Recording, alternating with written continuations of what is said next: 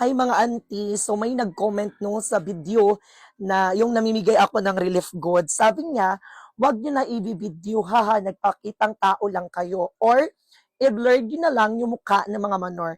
Di kayo nahiya para lang makakuha kayo ng attention. Pinapakita niyo yung mga tao na hindi naman gusto yung relief goods daw. Nadala niyo, ano yan, noodles, dilata, 2 kape, long bigas. Excuse me, ikat muna natin. Nagbibidyo ako kasi yan, that money, galing yan sa nag-sponsor, nagbigay, no?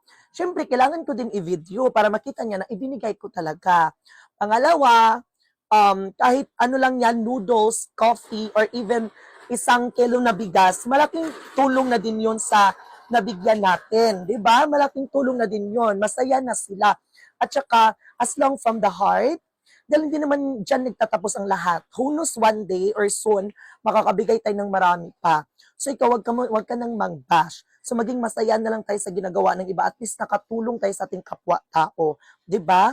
God bless you at saka sana more blessings to come pa sa atin para mas marami pa tayong matulungan. Take care always. Salamat kaayo.